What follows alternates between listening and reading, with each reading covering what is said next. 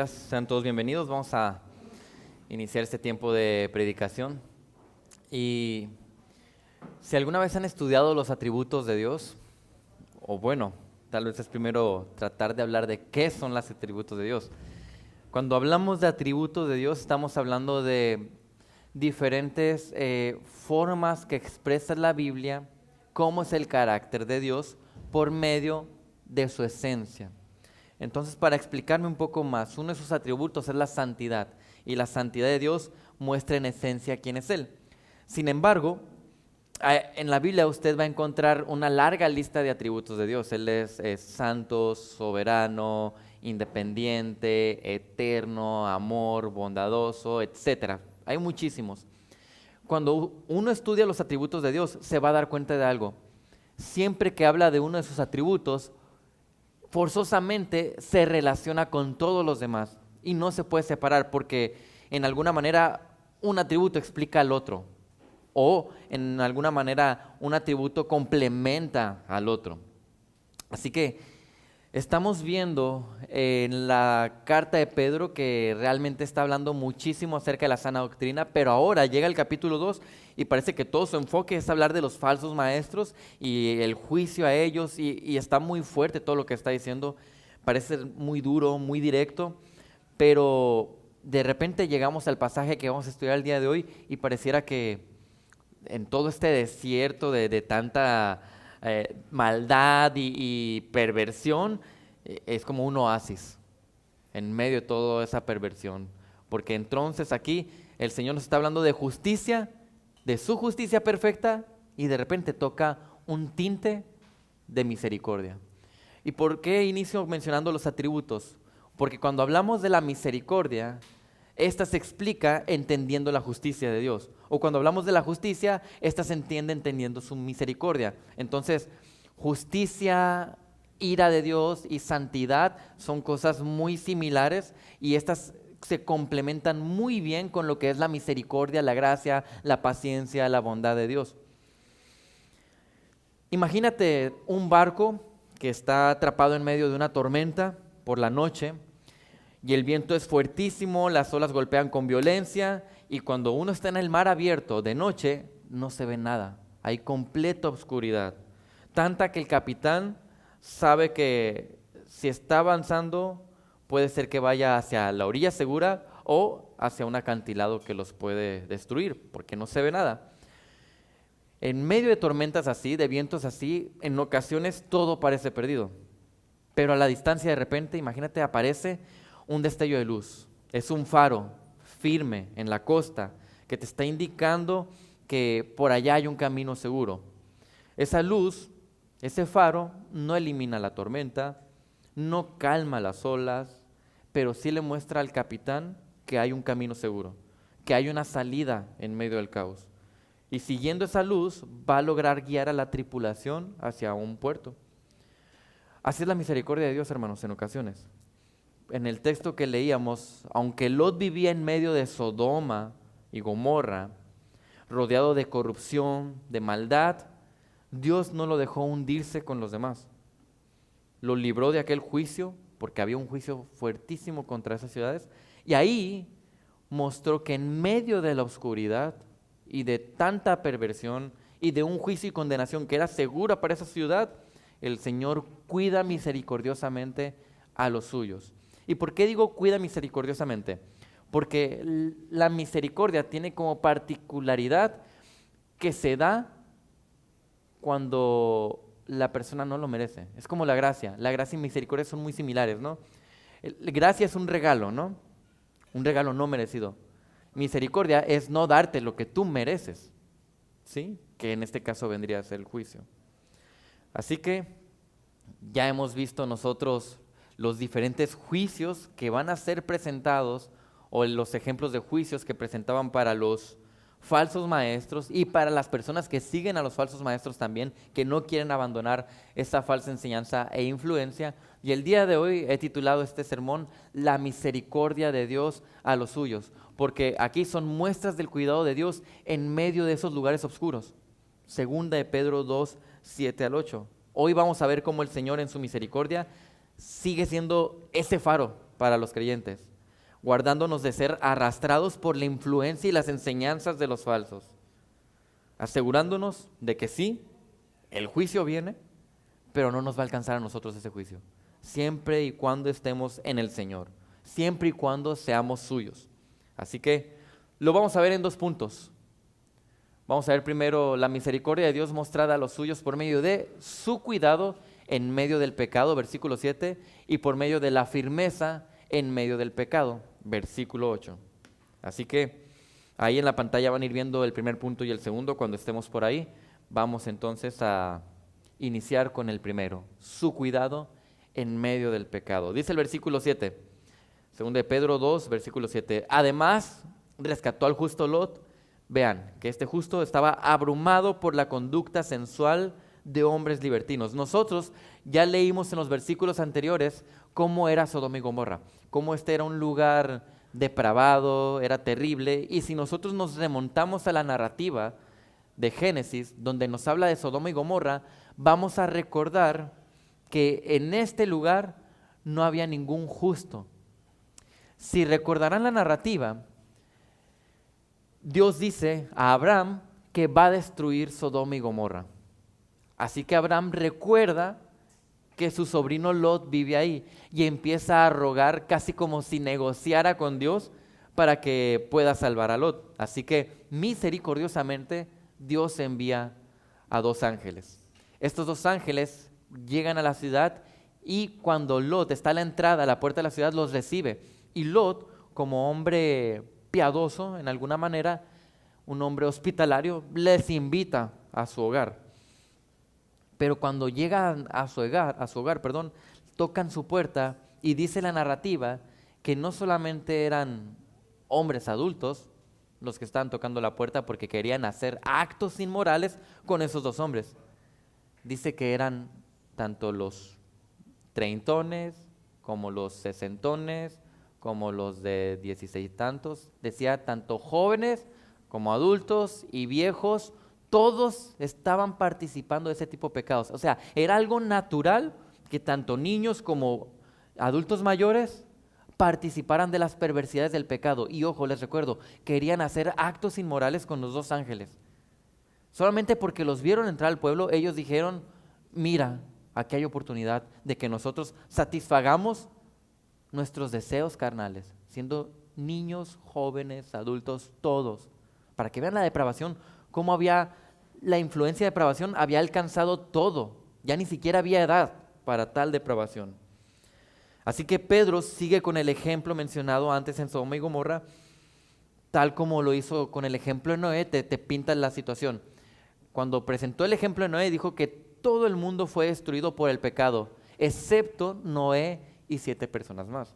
Aquí te está diciendo, todo Sodoma y Gomorra fue destruido a excepción de Lot y sus 2 hijas, porque aunque su esposa y sus yernos tuvieron la oportunidad de ser rescatados, Dios proveyó esa misericordia, ellos la rechazaron. Primero sus 2 yernos, sin interesarles salir de la ciudad, y luego su esposa desobedeciendo las palabras del Señor y mirando hacia atrás, pensando en aquello que pudo haber perdido y de esa manera perdiendo su vida ella. Así que de esta manera se evidencia que aún un acontecimiento tan catastrófico, a pesar de toda esa maldad y depravación que ya merecía que toda esa ira del Señor cayera sobre ellos, a pesar de todo eso, Dios nunca abandona a los suyos. Dios siempre va a recordar a los suyos, independientemente de cómo sea el contexto tan terrible del lugar. Dios va a rescatar siempre a los suyos y lo hizo solamente por 3 personas. E incluso yo me atrevo a decir que realmente por una sola persona, que era Lot. Porque a pesar de todo, sus hijas nunca demostraron piedad. Y por cómo respondieron sus yernos, evidencia de que no eran hombres piadosos. Hacía que sus hijas tomaron malas decisiones al estar con hombres que no eran piadosos. Ahora, uno lee las palabras de Pedro que dice, además rescató al justo Lot, y de repente yo pienso en Lot y digo, pues qué tan justo pudo haber sido Lot como para que Dios mostrara su misericordia. No, uno podría preguntarse esto, Creemos que Lot es justo porque ahí la palabra en este pasaje me dice que era justo y porque evidentemente envió a sus ángeles para sacarlo de ahí, pero uno lee de Lot y dice, no es la idea de justo que uno tiene sobre una persona, porque recordemos qué es lo que hizo Lot cuando se iban a repartir las tierras, tanto Abraham como Lot, para ver dónde iban a vivir, porque ya sus empleados estaban peleando entre ellos. ¿Él qué hizo? Él mostró cierto egoísmo, superficialidad y aún ser algo mundano, porque Sodoma y Gomorra no era nuevo que fuera una ciudad depravada, ya tenía la fama de ser así, y aún así Lot prefirió vivir en esos lugares porque él consideró que había más abundancia que ir al sentido contrario. Y aun cuando Abraham le permitió la oportunidad de elegir entre esos dos lugares, él pensó en sí mismo, en lo más conveniente para él. Y esto es importante, hermanos. No siempre lo más conveniente para nosotros desde nuestra perspectiva es lo mejor. No siempre lo más conveniente es lo que quiere Dios. Porque muchas cosas me convienen en el sentido mundano, terrenal, pero no siempre esas cosas van a ser las cosas que agradan a Dios o que glorifican a Dios. En Génesis 13 usted puede leer y ahí es donde vemos esta decisión que toma Lot. Luego más adelante en Génesis 19, cuando ya habían sido los ángeles enviados, cuando ya sacan a Lot de Sodoma y Gomorra, la ciudad es destruida, se queda con sus dos hijas. ¿Qué sucede, hermanos? Perdón, me adelanté un poco. Iba a comentar algo que sucedió después de que lo sacaron, pero me acordé que otra muestra de esos detalles raros de Lot fue que cuando los ángeles llegaron ahí y los hombres de la ciudad van y tocan la puerta y dicen, danos a los ángeles, ¿saben qué hizo Lot? Dice, bueno, voy a proteger a estos hombres. ¿Cómo los voy a proteger? Le dice a los hombres de la ciudad, tomen a mis hijas en lugar de estos ángeles o de estos hombres. ¿Qué padre entrega a sus hijas para proteger a dos inquilinos?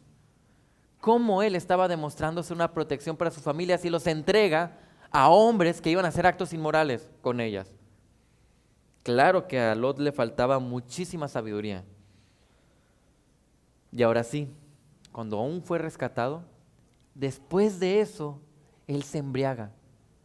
Ellos sabían lo que era tomar y lo que era embriagarse. Él se embriagó. Y a raíz de esa embriaguez, que claro, uno va a decir, bueno, es que sus hijas se aprovecharon. Él decidió embriagarse. Sus hijas realizan actos inmorales con su propio padre. ¿Y saben qué nació de ahí? De ahí nacen dos naciones enemigas de Israel.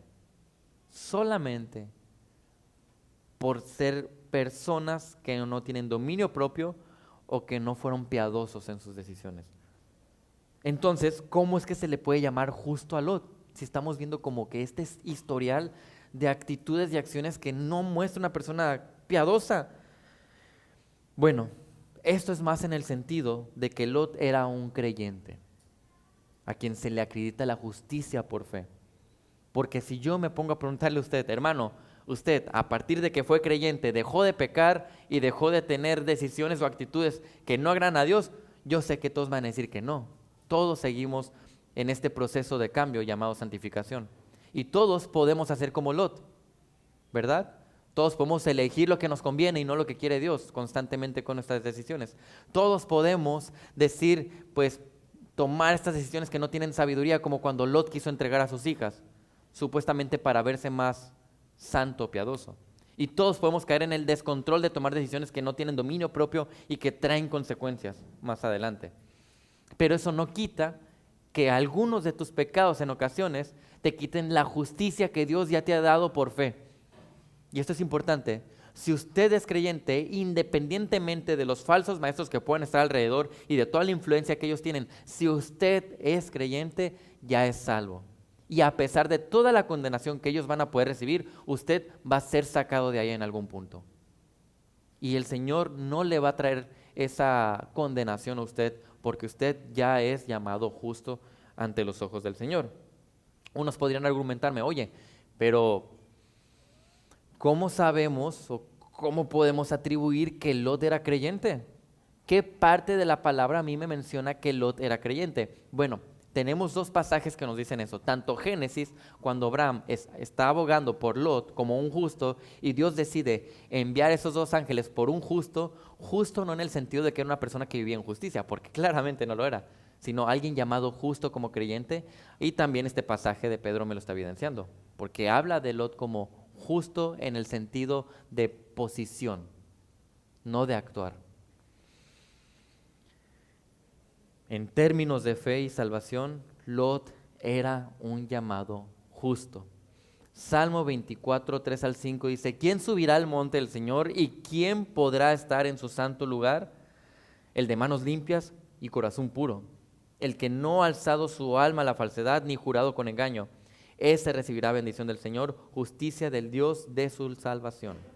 Si se fijan, es Dios el que otorga esta justicia, porque si tú te la ganaras, nadie la tendría. Así que si Dios un día, en un punto, te llama a ti justo, no es por tu accionar, y esa justicia tú no la pierdes nunca. En el antiguo pacto, los creyentes eran salvos por fe, tal como nosotros el día de hoy somos salvos por fe. Nunca el Señor cambió la forma en cómo éramos salvos.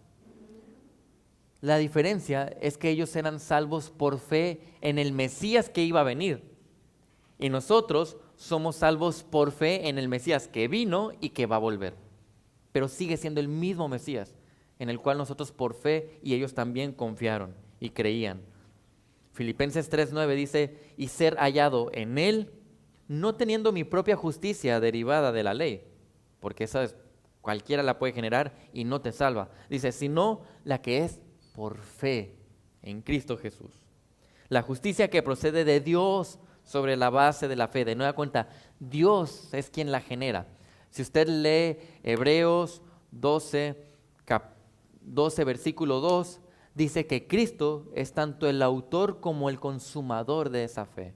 Él la origina en ti, Él es el que la trae a tu vida y Él es el que te va a preservar toda tu vida para que tú sigas siendo llamado justo toda tu vida y para que cuando tú llegues a la gloria, Él vaya a consumar toda esa fe dándote este cuerpo glorificado y tú cuando estés delante del Señor, el Señor ve un hombre justo. ¿Sabes por qué ve un hombre justo? Porque no te está viendo a ti. Está viendo a Cristo, porque tú has sido manchado por la sangre de Cristo, porque Cristo te ha comprado. Esa es la única razón por la que somos llamados justos, porque nos ve como si nosotros fuéramos Cristo, con una vida perfecta, la cual no vivimos, con una muerte que pagó por los pecados, los cuales nosotros no pagamos. Así que, además, a pesar de sus pecados, vemos que Lot ciertamente no es el modelo de justicia que nosotros podríamos pintar. Sin embargo, hay una actitud distinta de él sobre el mundo. Hay una actitud distinta de él sobre lo que era Sodoma y Gomorra. Porque si leemos lo que dice el texto, dice que él estaba abrumado por la conducta sensual de hombres libertinos. Señal de que él no estaba cómodo en ese lugar. Él no se sentía cómodo con el pecado que estaba alrededor. Y esto es importante, hermanos, porque nosotros, los creyentes verdaderos, que hemos recibido misericordia del Señor como un regalo, nosotros no estamos cómodos con el pecado. No podemos sentirnos a gusto ni en contextos donde hay mucho pecado, ni nosotros pecando de esa manera. Porque el momento en el que usted está cómodo de esa forma, debe de surgir una luz roja de peligro en su cabeza. Un creyente verdadero no puede estar cómodo con el pecado. Y si lo está, debe de cuestionarse si es un creyente verdadero. Porque la santidad y el pecado no pueden estar juntos. ¿Cuál es la razón de que cuando Adán y Eva desobedecieron hubo una separación total entre ellos y Dios? El pecado. El pecado pone un abismo entre nosotros y el Señor. Y si nosotros estamos cómodos con el pecado, es cuando nos cuestionamos, ¿cómo es posible que uno sea creyente? Porque es el creyente verdadero, ¿a quién tiene morando dentro de sí? A Dios, el Espíritu Santo, la tercera persona de la Trinidad. Por lo tanto, no van a compaginar una comodidad del pecado con el Espíritu Santo capacitándote. El punto es enfatizar aquí entonces en este versículo el odio o lo cansado que estaba del pecado a su alrededor. Él no se estaba deleitando, no se estaba gozando, no estaba contento en eso que estaba ocurriendo. Hermano, usted odia el pecado en su vida. Usted se cansa del pecado que ve alrededor de sí. Salmo 97:10 dice: los que aman al Señor aborrecen el mal. Él guarda las almas de sus santos, los libra de la mano de los impíos. El santo desea, nosotros deseamos la justicia, nosotros deseamos la paz y no la perversidad y el desorden. Y esto me hace recordar algo que ocurrió hace 2 semanas aproximadamente, que fue muy sonado en las noticias. Hubo el asesinato de un político que se proclamaba creyente por allá en Estados Unidos. Este político tenía habitualmente hacía reuniones donde podría tener un micrófono abierto y estaba dispuesto a debatir con quienes tenían una opinión distinta. Posiblemente escucharon de él, de cómo este hombre fue asesinado. Cuando este hombre fue asesinado, tú puedes entrar a ver videos y hay personas festejando su asesinato. Si tú entras a redes sociales como Twitter, que yo siempre he dicho que Twitter es como una jungla porque es un desastre ahí, tú entras a esos tipos de redes sociales y ves, digamos, la nota de que falleció. Entras a los comentarios y la gente decía: qué bueno, por fin, ya era hora, y festejos, y gracias a Dios, casi te están diciendo ese tipo de cosas. Veías algunos videos de gente diciéndole: loser, te mataron, ¿ves? Estabas en el error. Se estaban riendo de la muerte de este hombre. Eso es la depravación del mundo. El mundo celebrando un asesinato injusto. Un asesinato a una persona que en este caso era inocente.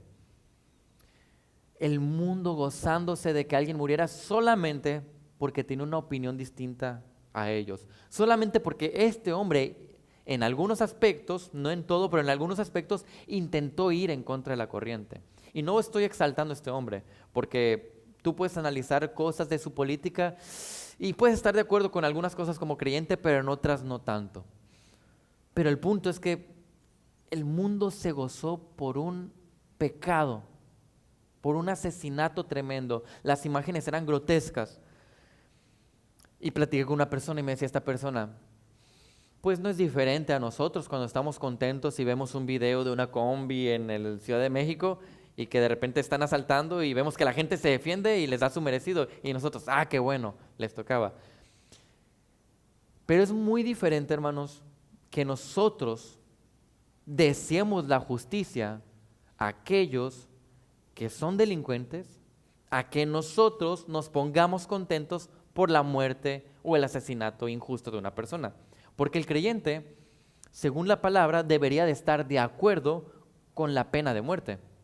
La pena de muerte es que el gobierno tiene la facultad de ejercer una condena de muerte a un delincuente que merece esa condena.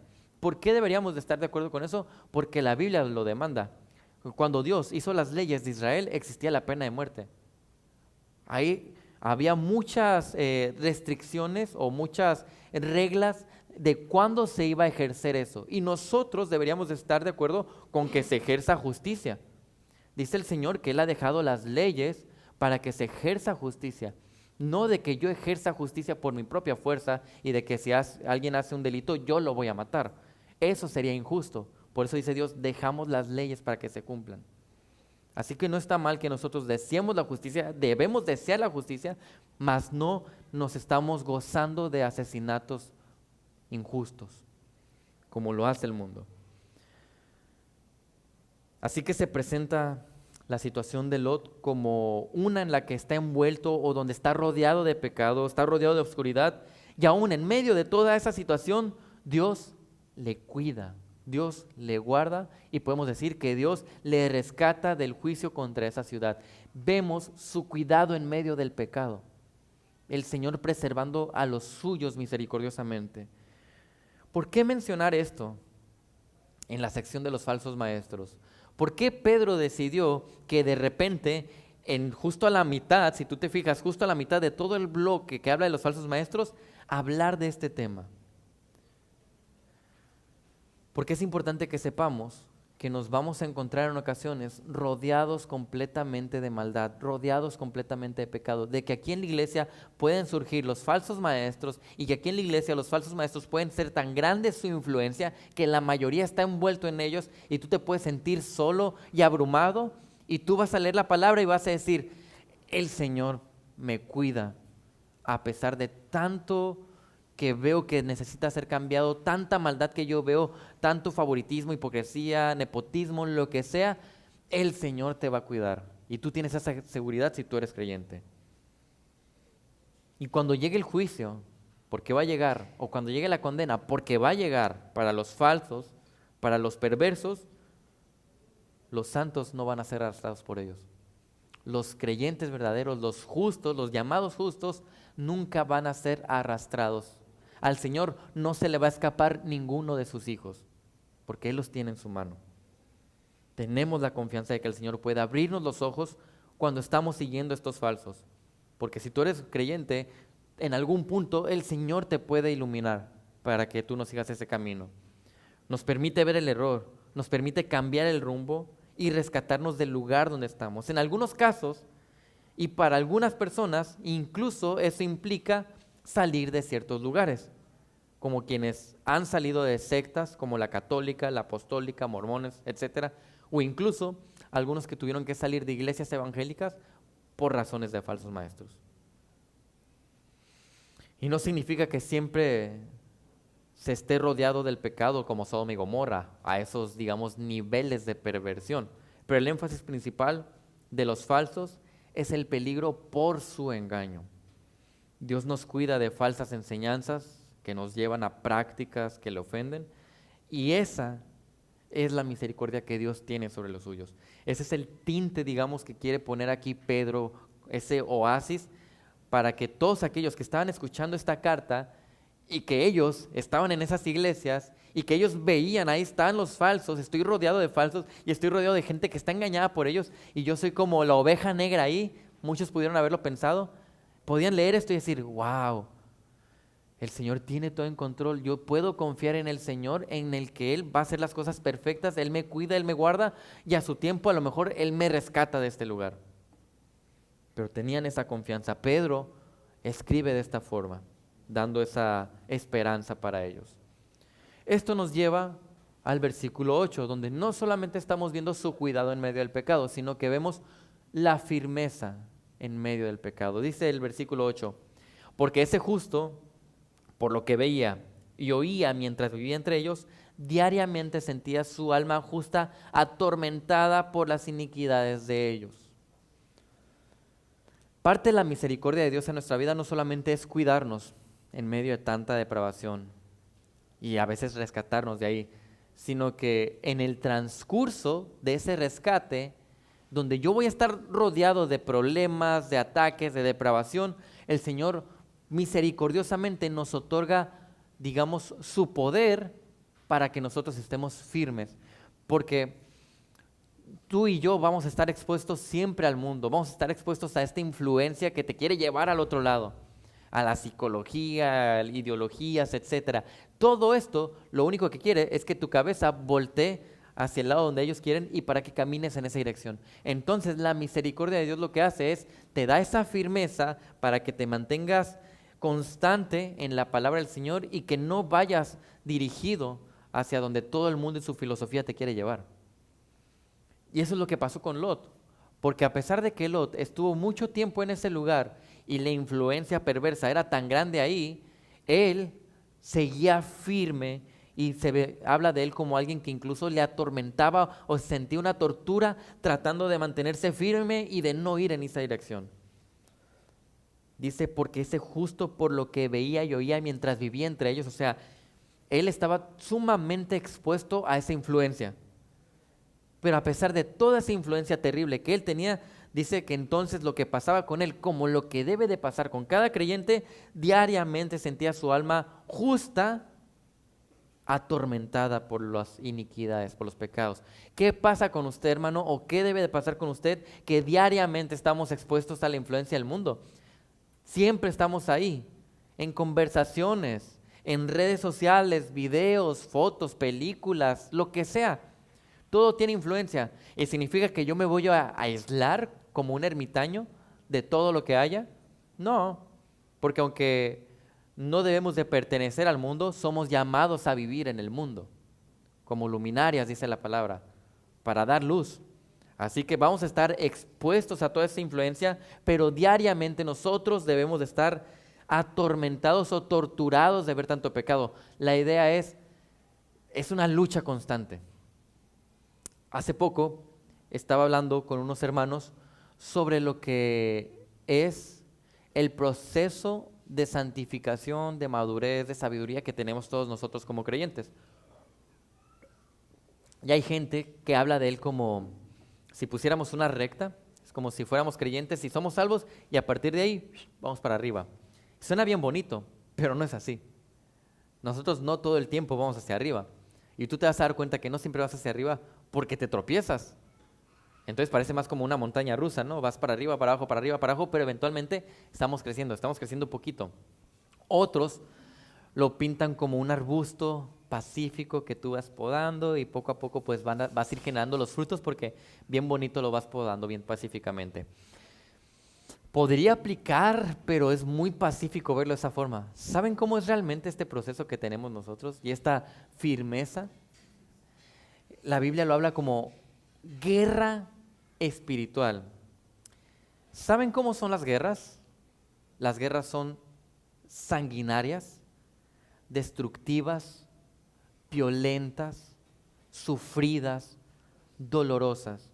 Y yo no estoy exagerando cuando digo que la guerra es así. Solamente tienes que buscar imágenes o videos de las guerras que están pasando actualmente aquí en el mundo y tú vas a ver tanta tristeza por todo lo que sucede en esa guerra, ¿verdad? Tanta destrucción, muerte. Pues así es la guerra espiritual, hermanos. Así es la firmeza que nosotros vamos a luchar.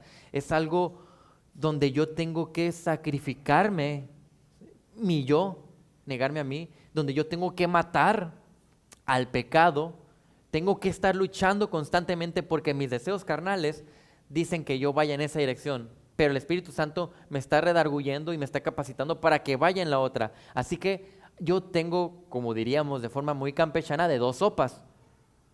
O satisfago los deseos de la carne o ando en el Espíritu.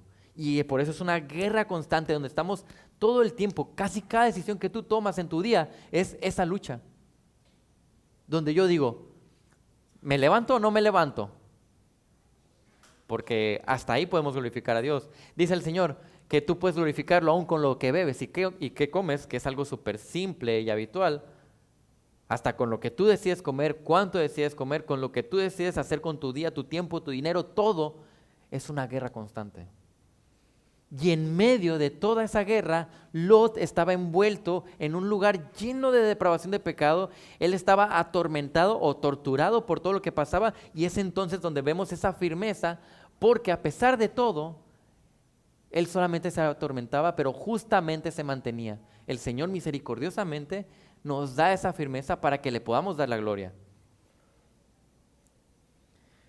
Porque vean cómo son los falsos, para que se den una idea de lo que nosotros vamos a lidiar si aquí llega a suceder. Segunda de Pedro 2, 18 al 20. Pues hablando con arrogancia, porque es lo que hacen los falsos, hablando con arrogancia y vanidad, seducen mediante deseos carnales, por sensualidad, a los que hace poco escaparon de los que viven en el error. Normalmente atraen a los inmaduros, les prometen libertad, mientras que ellos mismos son esclavos de la corrupción, pues uno es esclavo de aquello que lo ha vencido. Porque si después de haber escapado de la contaminación del mundo por el conocimiento de nuestro Señor y Salvador Jesucristo, de nuevo son enredados en ellas y vencidos, su condición postrera viene a ser peor que la primera. Es terrible lo que los falsos hacen, porque aunque yo te estoy hablando de algo que lo leemos y decimos, pues es que ve cómo son, evidentemente son falsos. Eso es internamente, acuérdate. Eso tú no lo vas a detectar solamente con una plática. Por eso es tan peligroso. No creamos incluso que es tan fácil acusar a un falso o evidenciarlo. En ocasiones toma tiempo. En ocasiones es necesario esperar a tener una base y pruebas bíblicas, buscando la gloria de Dios siempre, buscando el bien de la iglesia y buscando la restauración de quienes han pecado o están pecando. Pero acusar a los falsos no es nada fácil. He conocido situaciones donde yo no sé si tales personas son falsos o no, pero la gente habla de ellos como falsos y normalmente no es como que tengan pruebas.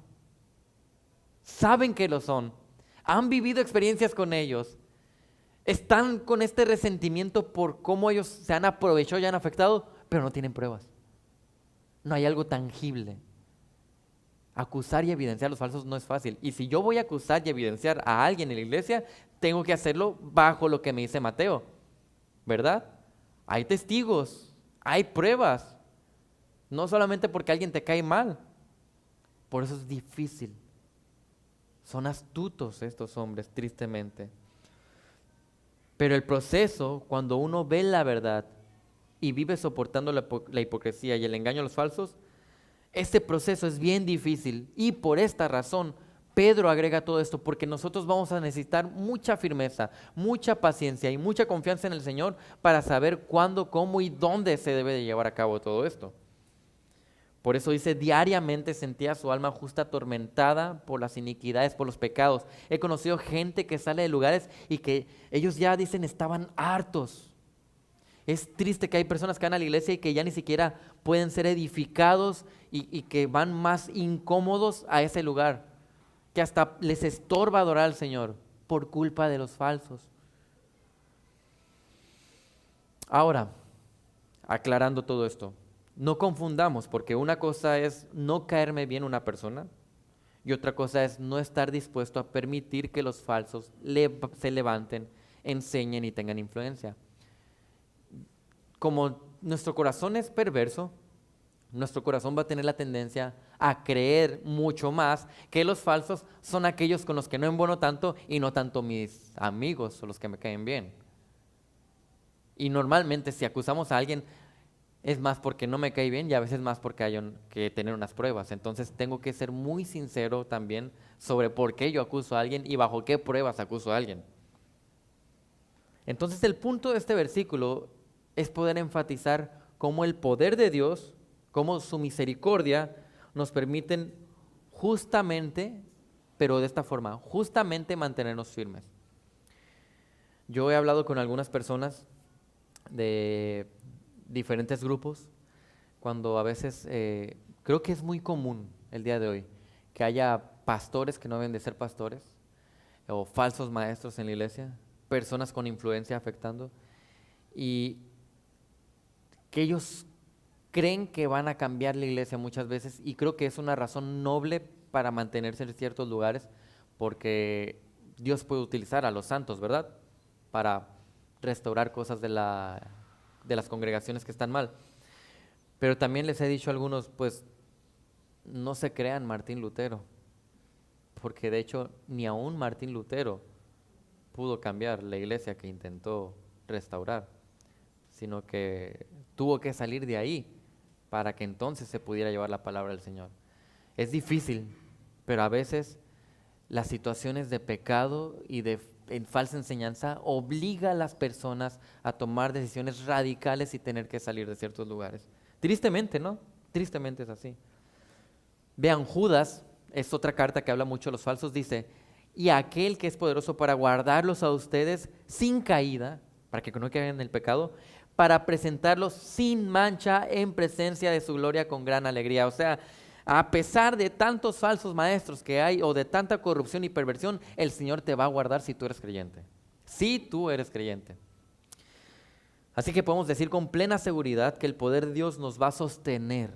Que aunque débiles e inútiles, nuestro pastor, el pastor de pastores, nos cuida y nos protege, nos guía. En medio de un bloque tan intenso que tenemos aquí respecto a cómo son los falsos, sus juicios, y más adelante vemos incluso descripciones de los falsos, esto es como una brisa refrescante para que estemos tranquilos, confiados en nuestro Señor. Que los lectores no perdamos el conocimiento, el entendimiento de que a final de cuentas, quien tiene el control es Dios. Siempre eso lo tenemos que tener en mente. Y eso nos va a hacer estar firmes o cimentados en la verdad, para que no te muevas de donde debes de estar. Y me refiero a no moverse la palabra, no tanto el lugar, sino el de la palabra del Señor. Mateo 7, 24 al 27 también es un pasaje que está hablando de los falsos para que vean. Y este era Jesús hablando. Dice, por tanto, cualquiera que oye estas palabras mías y no las pone en práctica, será semejante a un hombre sabio que edificó su casa sobre la roca. Y cayó la lluvia, vinieron los torrentes, soplaron los vientos y azotaron aquella casa, pero no se cayó, porque había sido fundada sobre la roca. Solo por esa razón, fundada sobre la roca.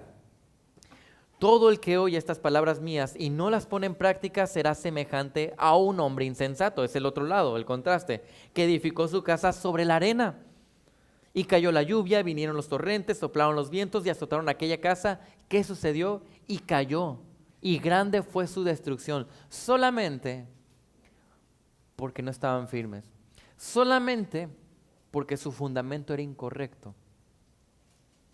Mis hermanos, el punto es, confía en tu Señor, arráigate a tu Señor, ten convicciones firmes en tu Señor. Y cuando digo en tu Señor, evidentemente nos referimos a la palabra. De hecho, en Juan 1, versículo 1 y versículo 14 te está diciendo que Jesús es el verbo. ¿Sabes cuál es la palabra verbo en el griego? Es logos. ¿Y sabes cómo es logos en español? Es palabra. Cristo es la misma palabra que tú tienes aquí. Tú te tienes que arraigar de Cristo por medio de lo que es Cristo, porque aquí es donde tú encuentras a Cristo. De hecho, Cristo es el originador de la creación y la creación fue creada por la palabra de Dios.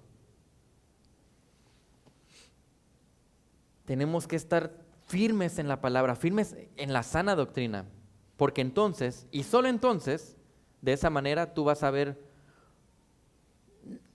cómo la misericordia del Señor empieza a trabajar en tu vida, cuidándote, claro que sí, y también manteniéndote firme, porque mantenerse firme es que es prácticamente vivir en santificación. Esa guerra espiritual es prácticamente que tú andes en integridad y sabiduría. Porque suena como muy sencillo, bueno, me voy a frenar de no pecar, pero si recordamos la santificación no es dejar de pecar. La santificación, el arrepentimiento es dejo de pecar y en su lugar yo introduzco o agrego un hábito espiritual. Recordando Efesios 4, el que mentía ya no miente, dejó de pecar, pero ahora habla la verdad, hábito espiritual. Esa es la santificación. Cuando tú no agregas un hábito espiritual, ¿sabes qué pasa? Tú vas a ser un moralista o un religioso, pero no un espiritual. Y moralistas y religiosos lo podemos ser nosotros y cualquiera de otro lugar. Porque a veces yo conozco gente del mundo que es muy moral, que de verdad no mienten, que de verdad no roban, que de verdad son generosos, pero no hay hábitos espirituales en ellos.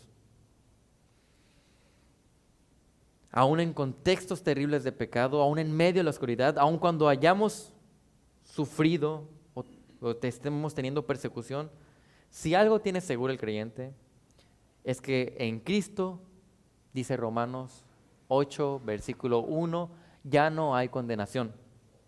Que en Cristo tenemos nuestra protección y que en Cristo y su amor podemos estar con gozo y paz. Y aún en situaciones así, podamos estar en gozo y paz. Claro, no soportando el pecado, pero recordando a nuestro Señor, que sí te otorga esa paz que el mundo no te da. Ese gozo que, ojo, el gozo no es reírte o alegría, sino que internamente tú estás contento con tu Señor y con lo que Él hace. Al estudiar este pasaje, lo que vemos es que la misericordia de Dios no es un concepto abstracto, sino esta es una realidad viva. La observamos en su cuidado en medio del pecado. Así como guardó a Lot de ser consumido junto con Sodoma, también hoy el Señor guarda a los suyos. Aunque estemos rodeados de un mundo que aplaude el pecado, que se goza con la muerte de inocentes, como que siguen a falsos maestros, que se confunden con sus mentiras, ¿qué hace Dios? Promete cuidar a quienes le pertenecen. Entonces, ¿cuál es la idea? no estamos solos ni desamparados. Él nos sostendrá. Vemos esa misericordia también en la firmeza en medio del pecado. Lot se afligía por la maldad de su entorno, pero su justicia brillaba en contraste con la oscuridad. Y de la misma manera que hace Dios, Él te llama a que tú te mantengas firme, a que no te dejes arrastrar por la corriente de este siglo, y entonces a vivir como luminares. O sea, tú tienes que ser como una luz en medio de tanta oscuridad. Y dice la Biblia, evidentemente la luz no se va a poner abajo de una cama, porque ¿qué va a iluminar ahí? La luz se pone en lugares altos, en lugares difíciles, para que en ese lugar pueda empezar a tener luz. ¿Y sabes qué va a hacer la gente cuando tú eres luminar? La gente, aún el hombre más grosero, se priva cuando tú estás. Porque es que a él no le gustan las groserías. No todos, ¿verdad? Hay unos cínicos que no les importa nada. Pero normalmente las cucarachas, suena muy feo, las cucarachas huyen de la luz. Tú prendes la luz y salen corriendo. La gente va a querer alejarse de esa luz, porque estamos en medio de una generación torcida. La firmeza no nace de nuestra fuerza propia, sino de la gracia de Dios, de su fidelidad que nos sostiene. Así que en medio de la oscuridad, de nueva cuenta, nuestro refugio es Dios, el Dios que te cuida, el Dios que te fortalece, y no olvides, teniendo en cuenta su misericordia, que Él te sostendrá. Van a pasar muchas cosas y no olvides, Él te sostendrá. Ya no hay condenación, tienes una esperanza eterna. Así que mis hermanos, les animo a que consideremos ver la justicia como algo necesario y correcto y no olvidar que esa justicia debe ser dada a los injustos que la merecen. Y por otro lado, confiar en que la misericordia de Dios, independientemente de toda la justicia o la condenación que alguien vaya a recibir, la misericordia de Dios te protege, te cuida y te mantiene firme. Vamos a orar.